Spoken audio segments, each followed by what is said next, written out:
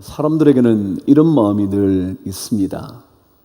내가 이해할 수 없으면 받아들이지 않겠다는 생각 말이죠. 그렇죠? 납득이 안 되는데 어떻게 받아들이겠어요? 당연한 얘기죠. 그래서 많은 사람들은 내 논리적인 생각으로 이해되지 않는 것들은 거부하겠다라는 생각을 자연스럽게 가지게 됩니다. 그러다 보니까 믿음의 세계에 대하여 말을 할 때에는 더더욱더 강력합니다. 말도 안 되는 소리를 우리에게 믿으라 한다니 라고 말하면서 말입니다. 그래서 도저히 믿을 수 없고 도저히 받아들일 수 없다고 말하는 거죠. 근데 제가 이런 얘기를 하나 들려드려 볼 테니까 여러분과 제가 하고 있는 이 생각이 과연 적절한 생각인가? 아니면 정말 그 말, 그 생각이 맞는 걸까? 한번 생각해 보실 수 있게 되기를 바랍니다. 과학자들, 다시 말해 물리학자들이나 천체 물리학자들은 끊임없이 우주의 기원과 우주를 구성하고 있는 물질에 대하여 늘 연구해 왔습니다. 지금까지의 우주에 무엇이 있는지, 구성 요소가 무엇인지 분석하고 연구한 결과는 이렇습니다. 잘 들어보시죠. 최근의 이야기니까. 그 결론은 이렇습니다. 만일 우리가 우주 전체를 100이라고 한다고 치십시다. 100이라면 그 우주 속에 수소나 헬륨이나 등등의 원소들, 다시 말하면 우리가 알고 있는, 인류가 알고 있는 원소들이 몇 퍼센트냐면 4%밖에 되지 않는다는 겁니다.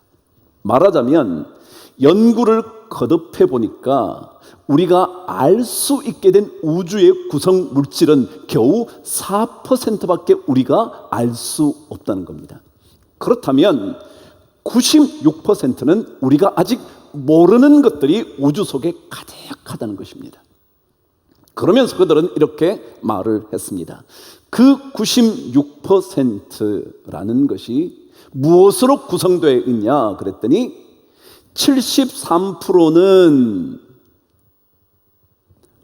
암흑 에너지로 되어 있고 23%는 암흑 물질로 되어 있다라고 말한 겁니다. 다시 말하면 쉽게 말씀을 드리면 우리가 도대체 그것이 무엇인지 몰라서 이름하기를 암흑 에너지, 암흑 물질이라고 우리는 부르기로 했다. 말하자면 깜깜하다는 거예요. 거기에 대해서는 아무것도 모르겠다는 겁니다. 그것을 가리켜 과학자들은 암흑 물질, 암흑 에너지, dark energy, dark matter 그렇게 말한다는 것입니다. 자, 제가 여러분에게 이제 묻습니다. 지금 알지도 못하는 것에 대하여 과학자들이 이렇게 명명을 했습니다. 이름을 지었단 말이죠. 그래서 이 우주에는 깜깜한 것들이 96%가 있습니다. 그러니까 우리가 전부 다 그렇지, 있나 봐 그러는 겁니다. 말하자면 이해가 안 되는 거죠. 도대체 뭐가 있는데 깜깜한 게 뭔데? 라고 말하면 깜깜해, 그냥 깜깜한 에너지야 라고 말하는 것을 우리는 자연스럽게 받아들이는 겁니다. 제가 분명히 그랬죠. 우리는 이해가 안 되면 안 받아들이고 한 거거든요. 근데 우리는 이런 얘기를 들으면 이해되지 않으면서도 자연스럽게 받아들이는 겁니다. 그렇지, 그럴 수 있지. 그래, 96%가 뭐 깜깜한 건가 봐 라는 겁니다. 이상하지 않나요? 모르면 받아들이지 말아야 되는데, 예를 들어 똑같습니다. 우주의 기원을요, 어떤 과학자들은 140억 년 전이라 합니다. 어떤 사람은 110억 년 전이라 합니다. 30억 년의 차이가 있어도 아무렇지도 않게 그냥 그래, 그런가 봐, 그쯤 되나 보지 뭐 라고 말하면서 우리는 받아들입니다. 이해가 안 되면 받아들이지 않겠다고 말했는데 이해가 안 되는데도 자꾸 받아들이는 겁니다. 우주의 96%에 대해서는 그냥 받아들이면서 이해가 되지 않는 믿음의 세계에 대해서는 절대 받아들이지 않겠다고 말하는 겁니다. 예수 그리스도의 구원, 십자가의 죽으심으로 우리의 죄를 해결하시고 믿음의 고백을 하는 사람 모두에게 주시는 구원, 이거 도대체 말이 안 된다. 말이 안 된다. 납득이 안 되니까 라고 말한다는 겁니다. 인간의 논리적인 합리적인 이성으로 받아들일 수 없는, 이해할 수 없는, 이해하려고도 하지 않는 이 복음에 대하여 사람들은 왜 알지 못하는 우주의 나머지를 받아들이는 것처럼 140억 년인지 110억 년인지 수십억 년인지 라고 말하는 것을 받아들이는 것처럼 왜 우리는 받아들이지 않으려고 하는 걸까요? 그리스도인들은요, 반드시 염두에 두어야 할 게 하나 있어요. 그건 뭐냐 하면 하나님의 생각은 우리의 생각과는 전혀 다를 수 있다는 것. 그래서 이사야 55장 9절 마지막 부분은 이렇게 기록을 하는 겁니다. 시작. 하늘이 땅보다 높음같이 내 길은 너희의 길보다 높으며 내 생각은 너희 생각보다 높음이니라. 이걸 알아야 돼요. 여러분 예를 들어 한번 보십시다. 여러분이 알고 있는 지식이 있어요. 제가 알고 있는 지식이 있어요. 근데 저나 여러분보다 훨씬 더 많이 알고 있는 어떤 지식 가진 사람이 있다 그러십시다. 그러면 그 사람이 얘기하는 것을 우리는 이해할 수 없을지 몰라요. 그죠? 제가 그것을 모르는 거니까 너무너무 잘 알고 있는 그 어떤 전문가 중에 최고의 전문가가 말하면 뭔 말인지 모르는 거예요. 그렇다면 하나님의 생각, 하나님의 길은 우리와 전혀 다르고 하늘이 땅보다 높음같이 차이가 있는데 그분이 하시는 말씀은 우리는 이해할 수 없을 수 있어요. 그렇지 않겠냐고요. 없을 수 있는데 우리는 그 없기 때문에 그 지식이 틀렸다라고 말할 수 없잖아요. 저보다 훨씬 뛰어난 지식을 가진 사람이 말하는 얘기를 제가 못 알아듣는다고 그 사람이 틀렸다고 말할 수는 없잖아요. 그래서 받아들이자는 거예요. 그래서 그리스도인들은요, 하나님의 생각이 우리의 생각과는 비교가 안 돼. 하늘과 땅 사이에 그만큼 차이가 있어 라고 먼저 받아들여야 한다는 것입니다. 그래서 알 수는 없지만, 이해할 수는 없지만 존재한다는 것 믿어야 돼요. 그렇잖아요. 알 수 없다고, 이해할 수 없다고 무조건 거부할 수만은 없지 않나요? 자, 이제 다시 우리 복음의 핵심으로 한번 들어와 보죠. 우리 복음의 핵심 속에는 5가지가 있다고 그랬어요. 기억해 보실까요? 하나님의 공의로우심. 하나님은 의롭다. 그 의로우심을 아무도 만족시킬 수 없어서 인간은 전적인 부패한 존재이다. 인간의 전적인 부패. 이 전적인 부패를 해결할 수 있는 길은 유일하게 예수 그리스도 그분의 구원의 은혜의 보혈, 십자가의 죽음, 그것밖에 없다. 그리고 그 모든 십자가의 구원의 은혜를 받는 그 사람들은 진정한 회개를 주님 앞에 드리며 새로운 삶을 살기 시작한다. 그리고 이 구원에 대하여는 우리는 절대 흔들리지 않는 확신을 가지고 있어야 한다. 5가지. 근데 이 5가지의 첫 번, 두 번째와 마지막 두 번째를 제외한 세 번째 중간에 위치하고 있는 게 뭐냐면 예수 구원, 그분의 은혜의 피라는 것입니다. 말하자면 어쩌면 복음의 가장 중요한 자리에 예수 그리스도 그분의 구원의 은혜라는 것이 자리를 잡고 있다는 거예요. 여러분, 은혜라는 게 뭔가요? 은혜라는 것은요, 가장 쉬운 다른 말로 하면 선물이라는 단어예요. 선물. 선물은요, 주고 싶은 사람이 마음 내켜서 주는 거예요. 그냥 저 사람한테 선물하고 싶은 거예요. 나하고 관계가 없어도 어떨 때는 선물하고 싶어서 할 수 있는, 그게 선물이에요. 다시 말하면 나의 행위와는 아무런 관련이 없는, 내 행위가 조금도 들어가지 않는 그런 것이 진짜 선물이라고 해요. 만일 어떤 의도가 들어가면 그건 선물이라 그러지 않고 뭐라 그러나요? 뇌물 그러잖아요. 선물이라 그냥 뇌물이라 그러는 거예요. 저 사람한테 잘 보이면 저 사람이 나에게 어떻게 해서 나중에 앞길을 열어준다든지 뭐 어떻게 도와주든지 그런 거예요. 그러니까 전혀 행위와 관계없이 되는 거예요.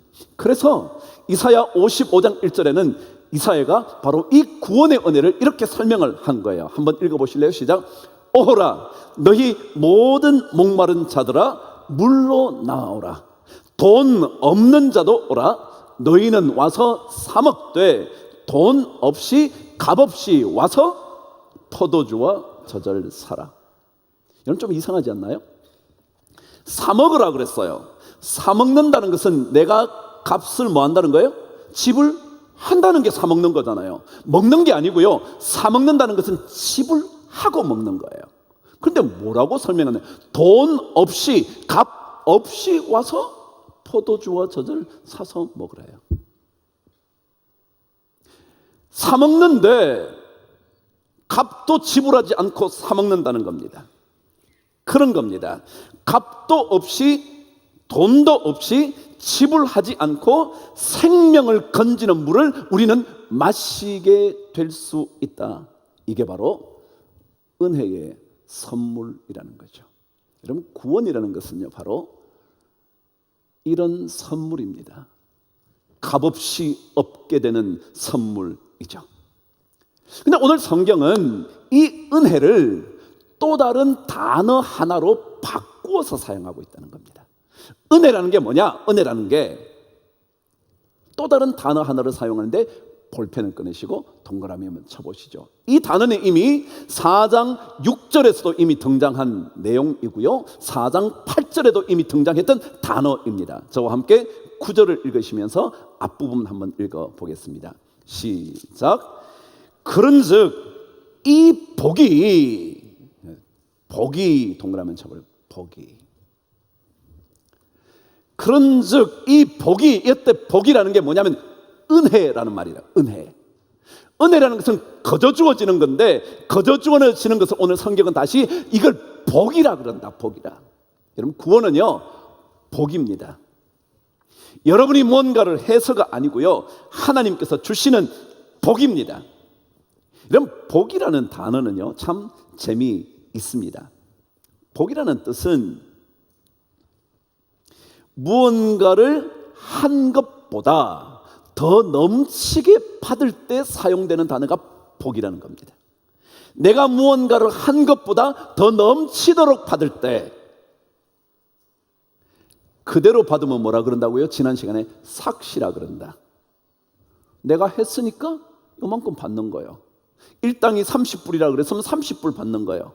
만 원이라고 해서 만 원 받는 거예요. 그건 삭시지 그것은 복이 아니에요. 그런데 1시간 일했는데 이 사람이 우리가 불쌍하다고 100만 원을 준 거예요. 이게 복이라는 거예요. 복. 이해가 되시나요? 그때 사용하는 단어가 복이라는 뜻이고 그것이 바로 은혜라는 사실입니다. 그럼 특별히 이 복이라는 단어는 헬라어에 이런 뜻을 가지고 있습니다. 잘 들어보시죠. 하늘로부터 내려오는, 그래서 하늘로부터 받게 되는 영원한 절대로 없어지지 않는 은혜. 그걸 뭐라 그러냐면 복이라 그런다는 거예요. 하늘로부터 주어진다는 거예요. 내가 뭔가를 해서 얻게 되는 게 아니라 하늘로부터 주어지는 그 복, 그 은혜, 그걸 복이라고 말한다는 거죠. 구원은요 여러분과 저의 행동, 행위, 선한 그 무엇으로 인하여 얻게 되는 게 아니에요. 그래서 우리는 자랑할 게 없는 거예요. 구원이라는 것은 전적으로 하나님께서 주시는 예수 그리스도의 십자가의 보혈을 통해서 주시는 놀라운 이 은혜에 감히 이해할 수조차 없는 그 복, 그거라는 거예요. 그래서 절대로 자랑 못하죠. 그래서 시편 115편 1절은 그렇게 기록해 놓은 겁니다. 읽어보실래요? 시작. 여호와여 영광을 누구에게?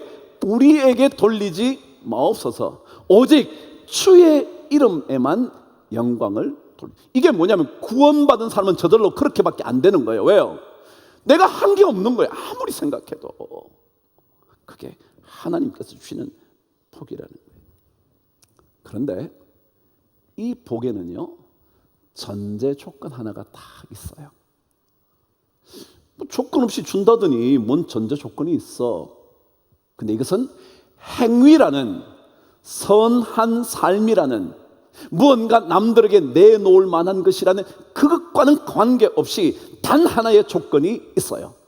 그게 무엇인지 오늘 저와 함께 11절 읽어보겠습니다. 시작.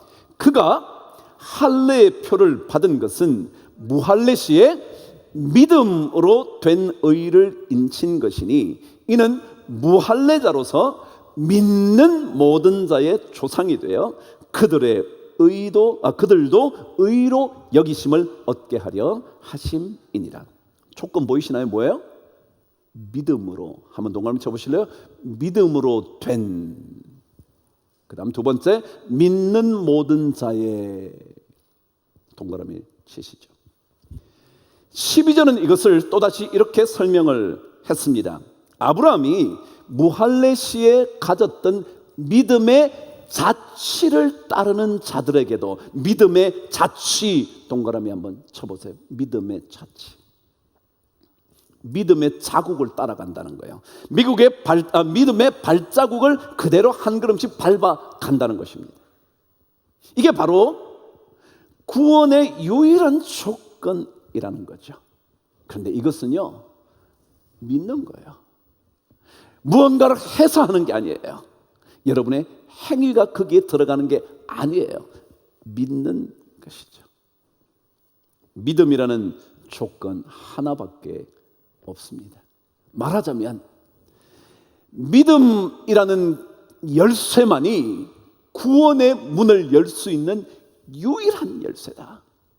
그래서 사도 바울은 갈라디아서 2장 16절에서 이렇게 강력하게 표현을 한 겁니다. 저와 함께 읽어보시겠습니다. 시작. 사람이 의롭게 되는 것은 율법의 행위로 말미암음이 아니요 오직 예수 그들을 시작 믿음으로 말미암는 줄 알므로 우리도 그리스도 예수를 믿나니 이는 우리의 율법의 행위로서가 아니고 그리스도를 믿음으로써 의롭다함을 얻으려 함이라. 율법의 행위로서는 의롭다함을 얻을 육체가 없느니라. 믿음으로. 믿음의 핵심 요소는, 구원의 핵심 요소는 믿음으로 얻는 은혜라는 선물, 은혜라는 복이죠. 이것은요, 누구에게나 주어지는 거예요. 할례자들에게나 무할례자들에게나 주어지는 복이에요. 그럼 아브라함은요, 하나님의 약속을 받은 게 창세기 12장, 창세기 15장의 약속을 받습니다. 이 창세기 12장과 15장에 아브라함에게 주어진 약속은요, 그가 할례 받기 전인 때 받은 것입니다. 그래서 15장에 가면 그가 할례를 받지 않았던 무할례 시에 하나님을 믿으니 그것을 의로 여기셨다라고 기록하는 겁니다. 할례 받기 전이라는 거예요. 다시 말하면 할례 받지 않은 사람에게도, 할례 받은 사람에게도, 누구에게나. 그래서 오늘 제목을 저는 누구에게나 임하는 구원이라는 복라고 적은 거죠. 누구에게나. 신분이 좀 괜찮든지, 좀 배운 사람이든지, 꽤나 높은 자리에 있든지, 남들이 무시할 만한 그런 일을 하는 사람이든지 그런 건 아무 관계없어요. 이것은 누구에게나 믿음으로서 얻게 되는 복. 믿으면 구원을 얻게 됩니다. 그래서 요한복음 3장 36절은 그렇게 말했습니다. 아들을 믿는 자에게는 뭐가 있다고요? 영생이 있다. 그런 거예요. 누구든지 그 사람은 구원을 얻습니다. 결론입니다. 이 믿음, 믿음이라는 유일한 구원의 열쇠, 뭘 믿는 걸까? 오늘 성경은 아브라함을 통하여 이렇게 설명합니다. 17절 저와 함께 읽겠습니다. 시작. 기록된 바 내가 너를 많은 민족의 조상으로 세웠다 하심과 같으니 그가 믿은 바 하나님은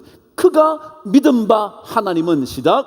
죽은 자를 살리시며 없는 것을 있는 것으로 부르시는 이시니라. 아멘.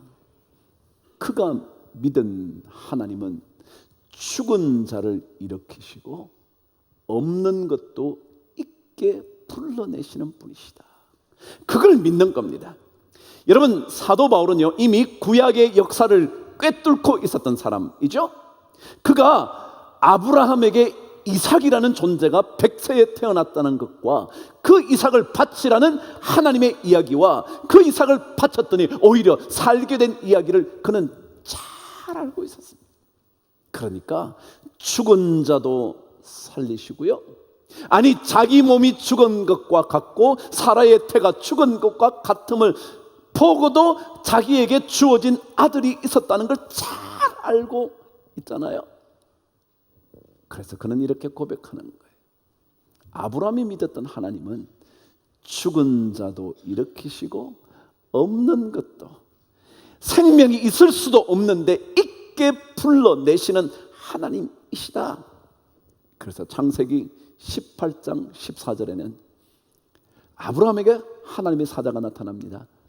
99세 때 말이죠. 내년 이맘때에 사라에게 아들이 있을 거야. 그러자 그 얘기를 듣던 사라가 뒤에서 에이 그 참나 말도 안 되는 소리 하고 있네. 내가 아브라함 만난 지가 언젠데, 남편이지만 내가 만나본 적이 없네. 아니 만났다 하더라도 나는 가능성이 없는 사람이네. 속으로 웃었던 그 순간에 하나님께서 말씀하신 거죠. 14절 저와 함께 읽어보실래요? 시작. 여호와께 능하지 못한 일이 있겠냐? 기한이 이를 때에 내가 내게로 돌아오리니 사라에게 아들이 있을 거다. 그런 거예요. 그럼 신앙은요 이런 하나님을 믿는 거예요. 죽은 자도 일으키시고 없는 것도 있게 하시고, 빛이 없었지만 불러내시고, 땅도 없었지만 주님이 만들어내시고, 그분을 믿는 것입니다.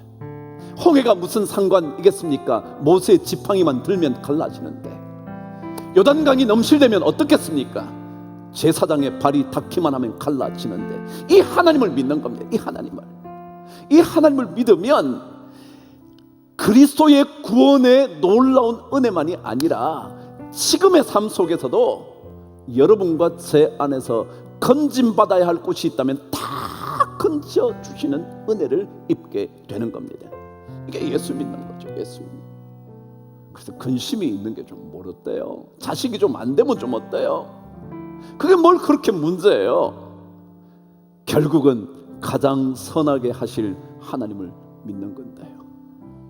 그건데요. 그게 능력이거든요. 어려워도요, 힘들어도요, 눈물이 나도요, 억울해도요, 죽을 것 같아도요,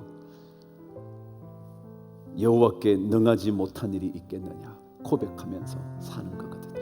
우리가 이 하나님을 믿는 믿음이 있으면 모든 믿는 자에게 구원을 주시는 하나님의 은혜를, 하나님의 복을 누리게 되어 있거든요. 여러분과 제가 그런 복, 그런 은혜 꼭 누리게 되기를 주님의 이름으로 축복합니다.